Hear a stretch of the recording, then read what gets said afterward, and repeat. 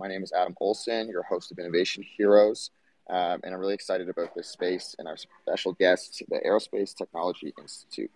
ATI represents a single coherent national aerospace technology development program, and today we are joined by Harry Malins, Chief Innovation Officer at ATI, to discuss their ambitious goals of decarbonizing the aerospace industry and the work they have been doing. So welcome, Harry. Thank you so much for taking the time today. Before we get started, can you share a little bit about ATI and what fires you up most about being a part of the team?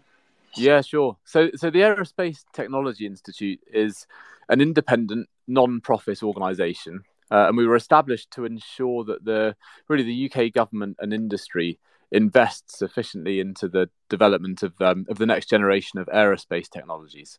So we play really a number of roles. We develop the technology strategy for the UK's aerospace sector. We identify the priority technologies for funding within aerospace, and then we channel funding from government into projects within industry that will develop those priority next generation technologies.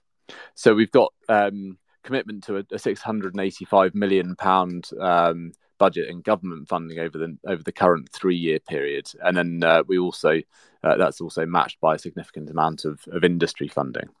And I guess beyond that, we also play quite an important role in strengthening the aerospace ecosystem. So we advise government and industry. We help to convene the sector and establish consortia, bring people together as partners within industry. And we try to create the conditions for innovation within aerospace. So we've just launched something called the ATI Hub, which is a free and open access initiative, including sort of a combination of workshops, clinics and events, as well as access to ATI knowledge and expertise and tools, things like our market model, for anyone who's looking to innovate within aerospace. And we publish thought leadership. So I'm sure we'll come on to some of the topics that we publish on in due course. But that's really what we do. As for what fires me up, I think really being able to play a role in a once-in-a-generation transformation of the aerospace sector, which is a sector that's got some of the world's most exciting technologies and plays such an important social and economic role globally. So transforming the sector and getting to net zero, as well as realising the growth opportunity within aerospace, I think is really exciting. So definitely fires me up. It's an exciting time in many different industries with the intense advancements in technology.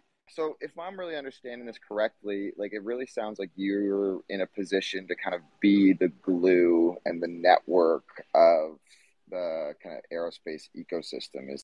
I think that's quite a good way of putting it. I think certainly being the glue, bringing the ecosystem together, but also I think importantly being able to invest to progress some of the technologies, which is a really important element of it. Yeah, absolutely. Yeah, I think that sounds like an unbelievably exciting position to be in. So maybe if you could provide a little bit more insight into what you and the team do there and kind of what the day-to-day looks like. Yeah, sure. So I guess there are really two halves to my team as Chief Innovation Officer. So one half focuses really on strategy development and delivering that program of investments that I talked about. And they also own our market and economic modelling capability. And for example, we're making our market model for new aircraft deliveries globally available via an online tool shortly. So that's sort of that half of my team. The other half is really focused on innovation and sustainability. So they run the ATI's innovation activities through the hub that I've just described, and they work to progress the transition to net zero 2050 within aerospace. And then of course within the ATI we work really closely with various other teams, so we draw on the knowledge from our technologists. We've got a technology team with really good in-depth expertise. We've got an excellent sort of external engagement team and an operations team, and really collaborating across those teams we deliver the outputs from the ATI. I know, obviously, our focus for the conversation today is going to be really on that ambitious goal of the decarbonization by 2050, and it sounds like that's of top priority for you and your team. But are there other areas of the aerospace industry that you're trying to innovate around? Or is your team really solely focused on the sustainability side of things? Uh, I would say the sustainability side of things is becoming increasingly important and an increasing sort of central focus for aerospace. But as an institute, over the last few years, we've certainly been focused on a number of the other priority areas for aerospace technology. So, really we want to deliver growth that's clean, but we want to also make aircraft and aviation more economically efficient. Of course, it needs to be safe, and that's always an area of interest, and also convenient. There are a number of things that we, as passengers, as consumers, want from aerospace. One of those is sustainability, but we also want it to be affordable, accessible. I think aviation and aerospace provide a really important sort of social and economic good globally, and so anything that we can do to drive the drive technology developments that are going to enable that, we'll focus on that. But yeah, absolutely, at the moment the focus is really increasingly becoming that transition to net zero, just because aerospace is such a difficult sector to abate. Yeah, that totally makes sense. You got to check all the boxes, right? You can't progress in one direction and have incredible sustainability, but then have the price go through the roof. No one's going to really want to fly, and you have to make sure everything grows at the same pace. That's it. But it's interesting your point, the sustainability being like the main focus, because we see that in almost every industry, being in crowdsourcing and working with a variety of different companies and industries and parts of the world. Everyone is almost forced these days to put an emphasis on innovating sustainably and figuring out how they can do things better for the world. So we're seeing a lot of organizations really trying to build crowds around ideations of how they can start moving in that direction. Obviously, we've spoken in the past. I'm quite passionate about open innovation, and obviously the work we do at HeroX is very in line with that. So you've mentioned a bit about your FlyZero project and the hub. Can you tell us a little bit more about that? Yeah, sure. Well, why don't I start with FlyZero, because that was, I think, a really great example of bringing together a sort of large group of people to try and advance the state of knowledge and grapple with some of the real challenges in aerospace. So the FlyZero project, it ran through 2021. It concluded just in March of this year, and for the project, the ATI brought together a team of 100 people. It was 100 engineers, academics, other experts, including secondees from some of the sort of most important and most innovative aerospace companies in the UK, but also airlines and others from sort of the broader aviation ecosystem. And the team was set the challenge of really answering the question of whether zero carbon emission flight is going to be both technically and, importantly, commercially feasible. And I think reassuringly, the answer was yes. So the team found that liquid hydrogen is actually the most viable zero carbon emission fuel, and that it has potential both for fuel cell applications, but also combustion in a gas turbine for larger aircraft that can go longer distances and carry more passengers, which is really quite an exciting development, actually. I think prior to FlyZero, hydrogen probably wasn't taken as seriously as it could or should have been as a potential fuel. But the FlyZero project, it developed 3 concept aircraft that use hydrogen, and the findings were really quite extensive. They've all been published on our website, so they're all the reports from that, or a large number of the reports from that, are openly accessible on our website. And they cover everything really, from the aircraft technologies themselves through to the market opportunity, the infrastructure requirements, the underpinning economics, and all the rest. And so a large part of our focus is now on progressing those recommendations from the project to make hydrogen-powered flight a reality, which is a huge change for the sector. Wow, that's incredible. Maybe what we can do for some of our listeners, I'm sure they're probably interested in taking a look at those reports, so we can probably tweet those out from the HeroX account after this call. So if anybody's interested in following up with some reading, we can make those available a little bit easier for everyone. Great. But that's so cool. So when you say you got all these 100 people together, of the industry leaders and organizations, how long of a process did this take to kind of get to the point where you decided, yes, this is feasible, and how did you kind of come up with the goal of 2050? Like what kind of timeline did you guys realize it was going to have? Sure. So, I mean, the ATI really came up with the idea of FlyZero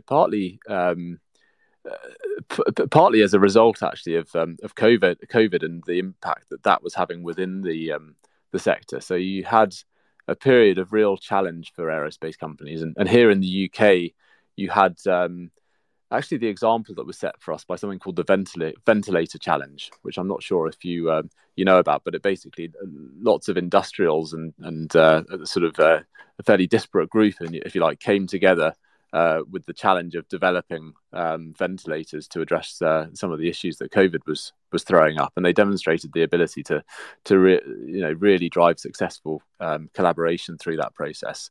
So the team at the ATI sort of thought, well, what can we do? How can we bring together a lot of engineers within aerospace, which is a challenged sector, and address this issue? So that was really through the course of sort of from, I guess, the middle of 2020 onwards. And of course, as you know, we kicked off the project in earnest in 2021. So I think it was a relatively fast turnaround from the concept of doing something with a team like this on this specific topic. And then, of course, 2050 as a target. We all hear a lot about net zero 2050 as a goal across multiple sectors that's in line with addressing a science-based target. So, of course, that was the challenge. And the reason we looked at zero carbon at the tailpipe as opposed to net zero, offsetting emissions, was that we really wanted to think through what's the sort of long-term sustainable answer for aerospace. It sounds obviously ATI and your team and yourself, you're very passionate about creating collaboration and networks to ultimately work together to achieve a goal. And, obviously myself and my team, that's the core of our beliefs, really feeling that being open, collaborating externally is really the best way to innovate and move an entire industry forward. Was that easy for you to do? Did you find any pushback amongst some competitors not wanting to collaborate, or people feeling like they wanted to do it themselves? It's something that I feel like we still see in certain industries, but some of the work we've done in the aerospace industry, I feel like it seems like collaboration is a lot more accepted. I would say aerospace actually is quite a collaborative sector, and we've seen a lot of that certainly through the FlyZero project, but also with the network of people that were on FlyZero, then going back, if you like, into their original companies, and creating a bit of a network of experts in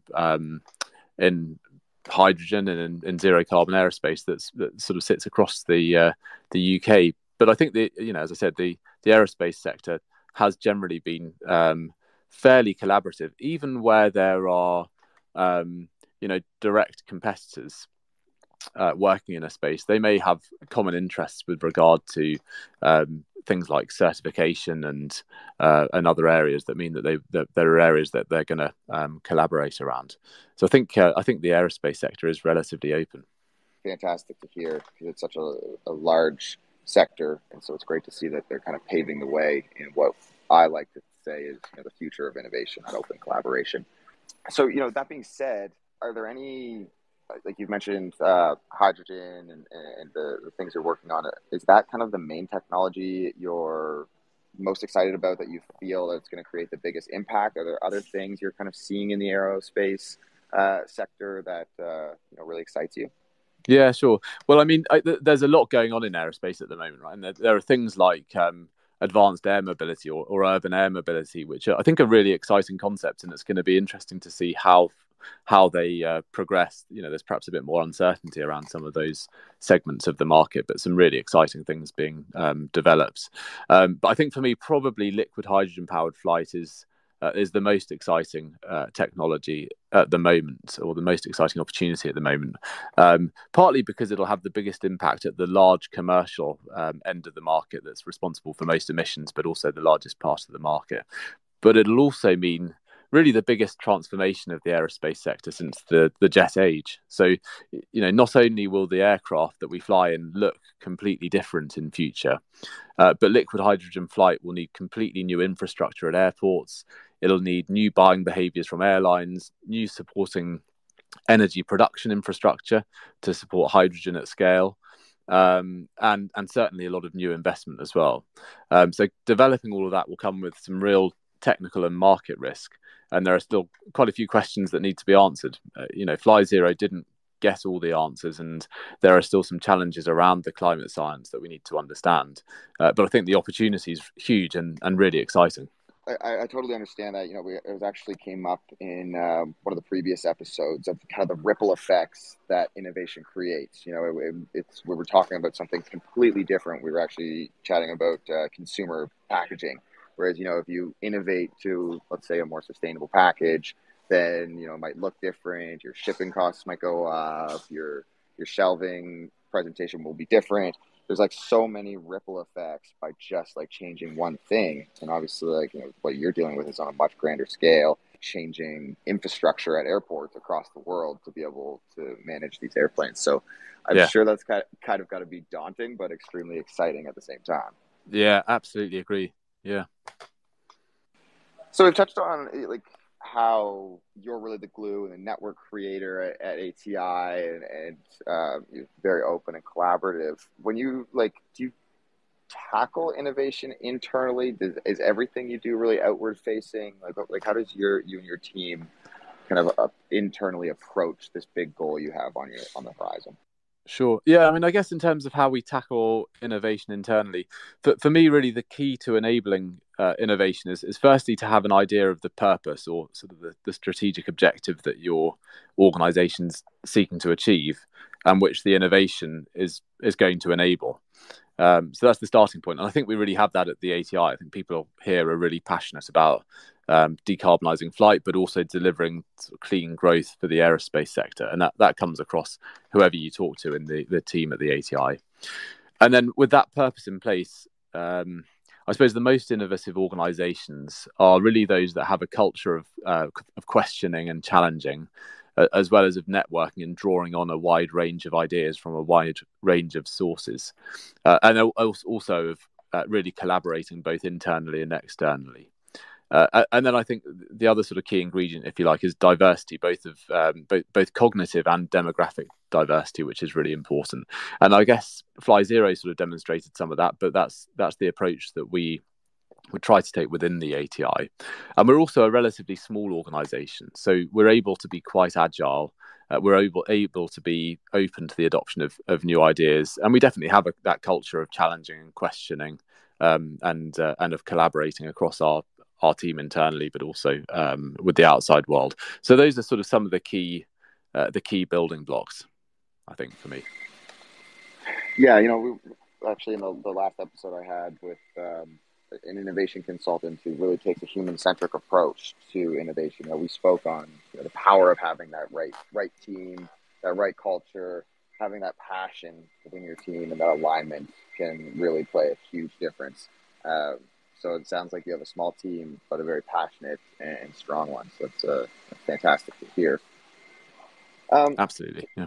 So this just popped into my head.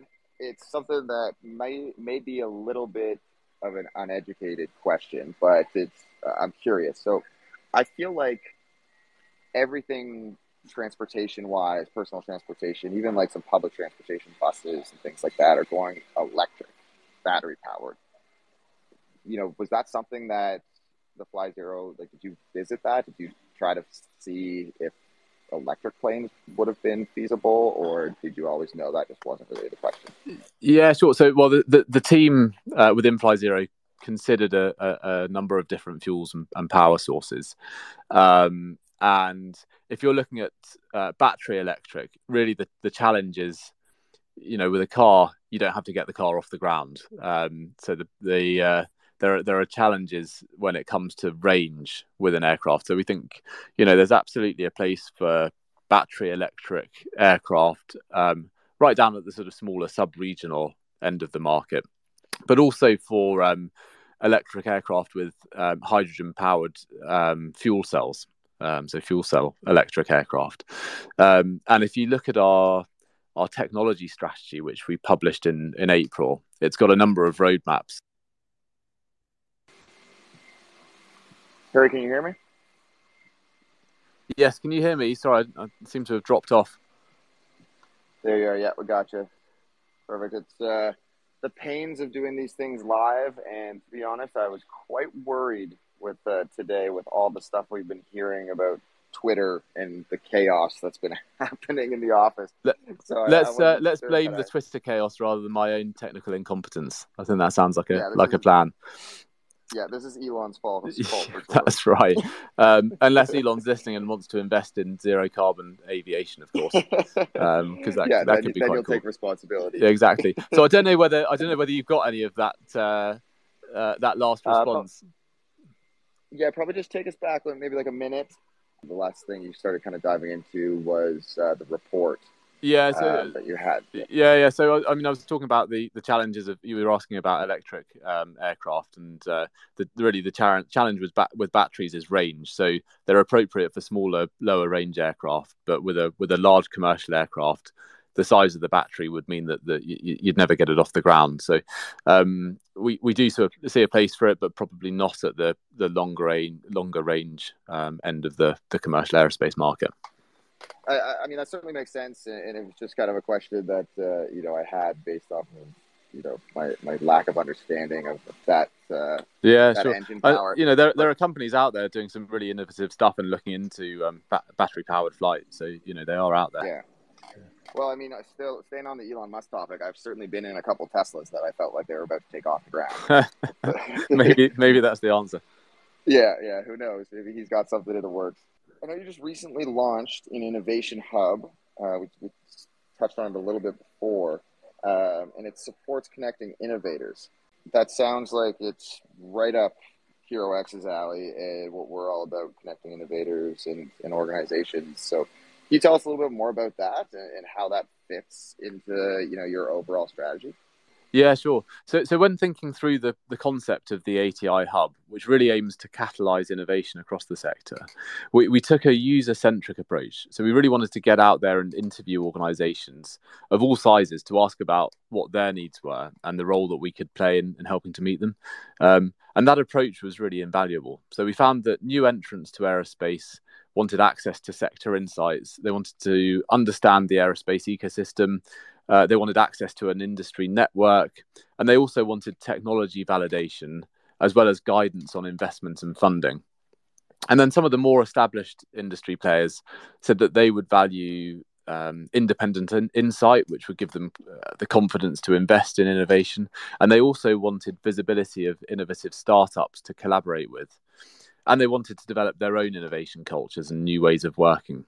And then there were a number of others we spoke to, so investors, regulators, and others who were interested more in sort of foresight of future innovations and sector trends, as well as connections to startups and other innovators and showcases of sort of some of the leaders in sustainable aviation. So the ATI Hub aims to address really all of those points. It provides access to ATI expertise and tools, so things like our market model, but also the expertise within our technology team. It includes things like clinics that are focused on helping organizations with specific technology questions or market challenges. We're going to run workshops to explore topical innovation themes and provide sector insights. And we're going to run some showcases to bring together some of the new entrants with established players and investors, and plenty more. It's actually an evolving and developing concept, so we'll keep adding to it. And we wanted all of that to be free and open access, so it is. And we're always also open to partnering with other organisations to deliver some of those hub activities. So we're going to leverage those partnerships where we can. That's amazing. I think that's a fantastic approach to building on the network mentality you kind of already have and kind of taking it to another level.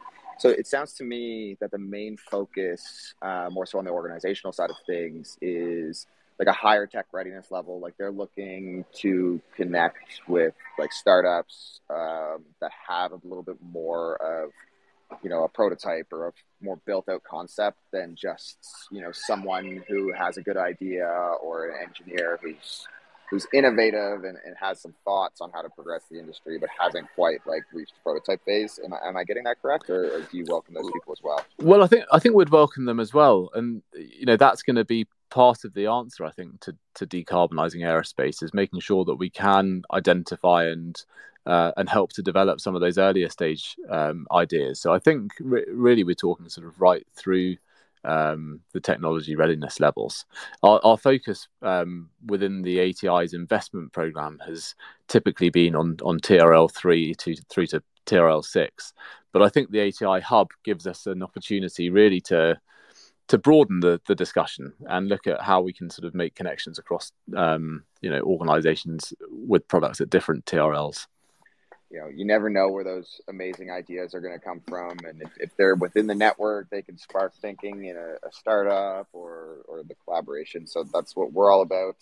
We can figure out a way to support the growth of your ecosystem one way or another. Fantastic. I think that would be an amazing partnership down the road. This is an enormous goal you and your team are facing. It sounds like you've got a fantastic ecosystem and network built around you that are all driving in the same direction. But there's got to be some roadblocks. Like what are some of the biggest things that walls you guys have been hitting on this journey? Yeah, sure. And I mean, obviously, there are sort of, these technologies need to be developed, right? So there's that. But I think the really big challenge at the moment is that because the sector will need to go through such a big transformation to get to net zero, and we talked about this a bit earlier, it's really dependent on progress within a number of other areas in the overall aviation ecosystem. So, for example, the aerospace companies aren't going to develop hydrogen-powered aircraft unless it's clear that the airlines are going to buy them. And the airlines won't buy them unless it's clear that the airports have the infrastructure to refuel the aircraft. And then, investors aren't going to invest unless it's clear that the market's going to materialize. And it's that investment that's needed that's going to unlock all of this in the first place. So we really need to be thinking about how the whole value chain can be incentivized to go through that transformation in lockstep. How can we make it attractive to airlines to invest in the new technologies? And how can we do so in a way that doesn't make it more expensive to get on a flight? And then what sort of investor is going to be interested in aerospace when, although the growth opportunity is significant, the sector is relatively capital intensive and the payback periods are long. So again, Elon, if you're listening, maybe this is one for you. But we've actually just we've published a report with PwC just last week on this latter topic of the right type of investor and the investment landscape, and we'll certainly be putting a lot of thought into addressing all the barriers to innovation, because as I said, the opportunity is so significant, and it's something that we're going to need to do as a sector. So we've got to innovate to get there. Well, that just sounds like the biggest game of the chicken and the egg ever. Like who's going to jump first? What's going to happen first? Like, there's so many components to this that have to really come together to make sense. And I always like to give my guests the opportunity to just give a bit of a forward vision into the future. I always ask what your vision is for 5 years. It sounds like that might be a little bit of a short goal. So if you just maybe want to give us a bit of a glimpse into your next 10 years or 15 years, like where would you feel really excited to be in that time, like the level of progress you have? Yeah, sure. I mean, as you say, 5 years has traditionally been a relatively short time in the world of aerospace. So it can take a couple of decades to bring a new aircraft from concept through to entry into service. So it's a long-term industry. But I actually think a lot will change in aerospace certainly the next 5 to 10 years, because I think the sector is waking up to the need for that change.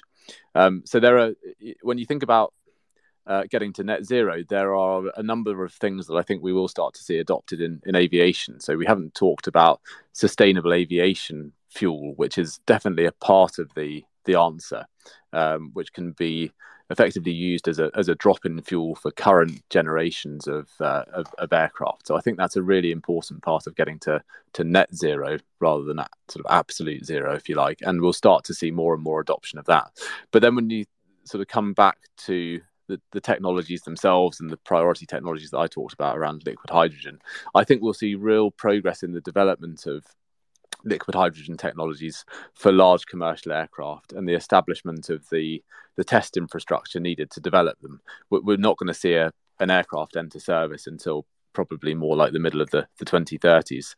But we will see rapid progress in the development of those battery-powered sub-regional aircraft that you mentioned earlier, as well as regional aircraft powered by hydrogen fuel cells, and they may even be entering service within the sort of 5 to 10 year horizon in some cases. But I think the other exciting thing that we'll see in aerospace is aerospace companies working in new and different ways. So whether it's leveraging some of the emerging Industry 4.0 technologies and development approaches to bring down development costs and timelines, or adopting sort of new or different innovation approaches, I think that'll really help to unlock some of the technology innovations themselves that are needed to get to net zero 2050. So I think we've got a pretty exciting 5 to 10 years ahead of us. It certainly sounds like it, and I'm excited to have this relationship between us now and follow along with everything that the future holds for you and your team. I think it's really important work, obviously, in many industries that are big contributors to pollution and carbon emissions. I think it's really important for us to do everything we can to kind of reduce that. It sounds like you guys are well on your way to making that happen. So I'm excited to see what's next for you guys. Thanks, Adam. Yeah, great. Well, I think we're just about at time here. I usually like to keep it between 45 and an hour. I just want to thank you again, Harry. I've certainly learned a lot, in the short time chatting today. I'm also excited for our partnership and keeping our relationship together. It sounds like we have a lot of similarities and and goals. So I'm just excited for the future for both of us. Perfect. Thanks, Adam. Me too. Thank you for tuning in to Innovation Heroes. Again, I'm your host, Adam Olsen, and let's keep this conversation going. Are you interested in chatting with me on an Innovation Heroes segment or recommending a guest? To join the queue, send an email to possibilities@herox.com with your name, email, and topic of interest. Catch this session and past episodes at innovationheroes.buzzsprout.com. The link to this recording will be made available along with other handy content snippets that you can use to forward your own innovation goals. Stay innovative, everyone. Take care.